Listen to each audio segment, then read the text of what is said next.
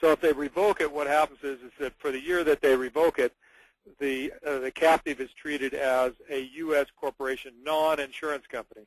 And of course, since it's a non-insurance company, any premiums paid in that year are not deductible. Then on the first day of the next year, it's treated as an outbound transfer. And of course, by the time the audit's around and they're looking at you, you're down the road a ways. And so then it has been a controlled foreign corporation for the owners of the captive, the individuals or whoever is the owner of the captive, which means that if it's not an insurance company, then what is it? Is it a foreign investment company? It's unreported.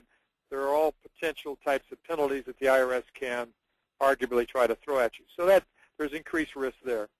Also, even though they might have lower capitalization, you still want to have any of your capitalization supported by an actuary, and you want to be within some ratios that are close to the ratios that are out there in the commercial markets. Some advantages of offshore are that maybe there's different risks that you can insure offshore. They have more trouble getting acceptance for the onshore domiciles. Those are things just to consider.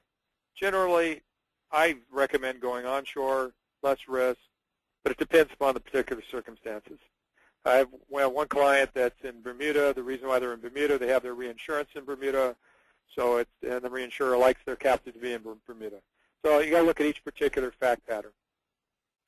Local taxation, most of the onshore domiciles either have a flat fee, roughly around $5,000, or a percentage of the premiums.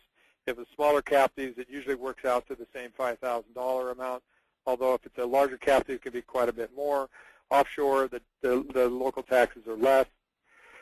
Federal income taxes, again, if the offshore entity files a 953D election, and assuming it's not challenged, then the federal income taxes work the same way. Each of the onshore or offshore captive has to have all the elements of an insurance company under federal income tax laws. So it should be treated the same. The only difference is what I outlined before is if the offshore captive is successfully challenged, you got more risk. Capitalization. Lighter capitalization generally offshore. I've heard of some domiciles that are even down to $25,000 no matter how much premium you put in, which is not a smart move. I wouldn't recommend anybody doing that. Generally onshore, the capitalization is $250 minimum. Also, or greater if the actuary requires greater insurance. The more premium you put in, the more capitalization you're going to need to put in. Onshore, they like the capitalization to be liquid.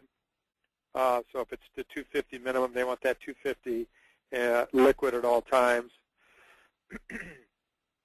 Offshore, you have more latitude as far as how that's kept. Investment of the money inside the captive. This is a question I think that was asked by some of the questionnaires. Onshore, you have general wide latitude on investment for pure captive, subject to the domicile coming back and saying, you know, you've been imprudent. That trend is changing a little bit. They want more diversification than they did before. What's always been the case, any type of loan back, putting the money into the captive for premiums and then loaning it back always requires regulatory approval onshore. They always want that to be commercially reasonable terms, security, and collateral. They're pretty tight on that onshore.